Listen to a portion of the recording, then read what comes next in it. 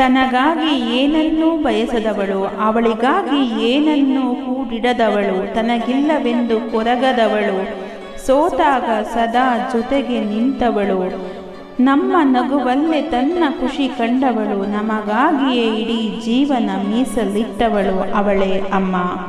ದೇವರು ಎಲ್ಲ ಜ್ಞಾನದ ಕಡೆಗೆ ಇರುವ ಈ ವಿಚಾರದಲ್ಲಿ ನಿಮಗಿಷ್ಟವಾದರೆ ದಯವಿಟ್ಟು ಲೈಕ್ ಮಾಡಿ, ಶೇರ್ ಮಾಡಿ, ಸಬ್ಸ್ಕ್ರೈಬ್ ಮಾಡಿ. ಧನ್ಯವಾದಗಳು. ಸಹಾನುಭೂತಿ ಮತ್ತು ಪ್ರೀತಿಯಿಂದ ಬೆಳೆಸುತ್ತಾಳೆ. ಆ ಅಮ್ಮನ ಆತಂಕಗಳು ಹೇಗಿರ್ತವೆ ಎಂದು ನೋಡೋಣ ಬನ್ನಿ. ಮಗು ಅತ್ತರೆ ಒಂದು ರೀತಿಯ ಆತಂಕ, ಅಳದೆ ಹೋದರೂ ಒಂದು ರೀತಿಯ ಆತಂಕ.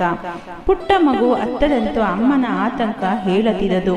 ಮಗುವಿಗೆ ಏನಾಗುತ್ತಿದೆ ಅಂತ ತಿಳಿಯದೆ ಒಂದಾದ ಮೇಲೊಂದು ಪ್ರಯೋಗ. ಮಗು ಅಳು ನಿಲ್ಲಿಸಿದರೆ ಪ್ರಯೋಗಗಳು ನಿಲ್ಲುತ್ತವೆ. ಆತಂಕದಿಂದ ಮಗುಗೆ ಏನೋ ಆಗೋಯ್ತು ಅಂತ ಅಳುವ ತಾಯಂದಿರೂ ಇದ್ದಾರೆ. ಮಗು ಅಳಲು ಹಲವಾರು ಕಾರಣಗಳು ಇರುತ್ತವೆ.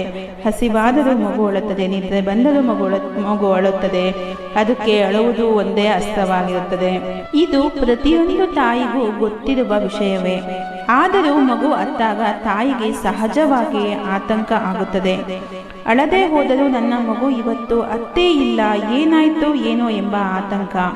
ಪುಟ್ಟ ಪುಟ್ಟ ಹೆಜ್ಜೆಗಳನ್ನಿಟ್ಟು ಆಗ ತಾನೇ ಓಡಾಡಲು ಕಲಿತ ಮಗು ಬಿದ್ದು ಬಿಟ್ಟರೆ ಎಂಬ ಆತಂಕ.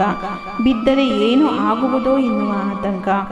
ಮಗು ಎದ್ದು ಬಿದ್ದೇ ನಡಿಗೆಯನ್ನು ಕಲಿಯುತ್ತದೆ. ಇದು ತಾಯಿಗೆ ಗೊತ್ತಿದ್ದರೂ ಆತಂಕ ಪಡುವುದನ್ನು ಮಾತ್ರ ತಾಯಿ ನಿಲ್ಲಿಸುವುದಿಲ್ಲ. ಆಟ ಆಡುವ ಮಗುವಿನ ಕೈಯಲ್ಲೋ ಪಕ್ಕದಲ್ಲೋ ಇದ್ದ ವಸ್ತುಗಳು ಕಾಣೆಯಾದಾಗ ಮಗು ಅದನ್ನು ನುಂಗಿಬಿಟ್ಟಿದ್ದರೆ ಅನ್ನುವ ಆತಂಕ. ಆ ವಸ್ತು ನುಂಗಲು ಸಾಧ್ಯವಿಲ್ಲದಷ್ಟು ದೊಡ್ಡದಿದ್ದರೂ ಮನಸ್ಸು ಆ ವಸ್ತು ಸಿಗೋವರೆಗೂ ಆತಂಕದಲ್ಲೇ ಇರುತ್ತದೆ. ಶಾಲೆಗೆ ಕಳುಹಿಸುವ ಮೊದಲ ದಿನವಂತೂ ಮಗುನ ಯಾರಾದರೂ ದೂಡಿ ಮಗು ಬಿದ್ದು ಬಿಟ್ಟರೆ, ಬೇರೆ ಮಗು ನಮ್ಮ ಮಗುವಿಗೆ ಹೊಡೆದು ಬಿಟ್ಟರೆ, ಪೆನ್ಸಿಲ್ ರಬ್ಬರ್ ಬಾಯಿಗೆ ಹಾಕಿಕೊಂಡು ಬಿಟ್ಟರೆ, ಹೀಗೆ ಮನಸ್ಸು ಆತಂಕದ ಗೂಡು ಆಗಿರುತ್ತದೆ. ಕಡೆಗೆ ಹಾಗೆಲ್ಲ ಆಗಲ್ಲ, ಅಲ್ಲಿ ನೋಡಿಕೊಳ್ಳೋಕೆ ಎಲ್ಲರೂ ಇರ್ತಾರಲ್ಲ ಅಂತ ಅವಳೇ ಸಮಾಧಾನ ಮಾಡಿಕೊಳ್ಳುತ್ತಾಳೆ.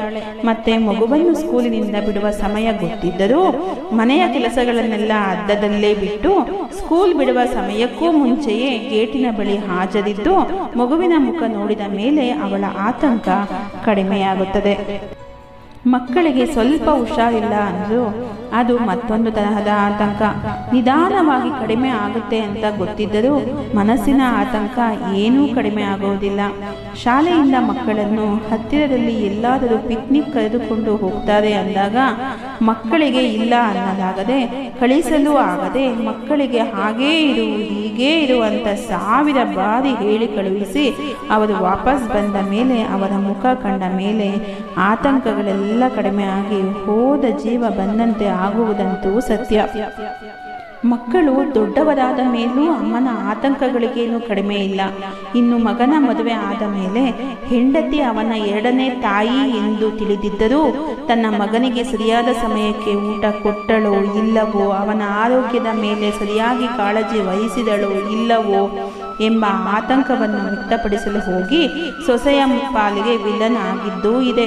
ತಾಯಿ ಆಗಲೂ ತಾಯಿಯ ಮನಸ್ಸಿನಲ್ಲಿ ನಾನು ವಿಲನ್ ಆದರೂ ಪರವಾಗಿಲ್ಲ, ನನ್ನ ಮಗನನ್ನು ನನ್ನ ಸೊಸೆ ಚೆನ್ನಾಗಿ ನೋಡಿಕೊಂಡರಷ್ಟೇ ಸಾಕು ಎನ್ನುವ ಆತಂಕ. ತಾಯಿಗೆ ಮಕ್ಕಳ ಮೇಲಿರುವ ಕಾಳಜಿಯೇ ಈ ಎಲ್ಲ ಆತಂಕಕ್ಕೂ ಕಾರಣ. ಮಕ್ಕಳು ದೊಡ್ಡವರಾದರೂ ಅಮ್ಮನ ಆತಂಕಗಳು ಮುಗಿದಿರುವುದಿಲ್ಲ. ಆತಂಕಗಳು ತಾಯಿಯ ಜನ್ಮಸಿದ್ಧ ಹಕ್ಕುಗಳೇ ಇರಬೇಕು. ಅಮ್ಮನ ಆತಂಕದ ಬಗ್ಗೆ ನಿಮಗೇನು ಅನ್ನಿಸುತ್ತದೆ ಎಂದು ಕಮೆಂಟ್ ಮಾಡುವುದನ್ನು ಮರೆಯಬೇಡಿ. ಧನ್ಯವಾದಗಳು. ಜ್ಞಾನದ ಕಡೆಗೆ ಇರುವ ಈ ವಿಚಾರದಲ್ಲಿ ನಿಮಗಿಷ್ಟವಾದರೆ ದಯವಿಟ್ಟು ಲೈಕ್ ಮಾಡಿ, ಶೇರ್ ಮಾಡಿ, ಸಬ್ಸ್ಕ್ರೈಬ್ ಮಾಡಿ. ಧನ್ಯವಾದಗಳು.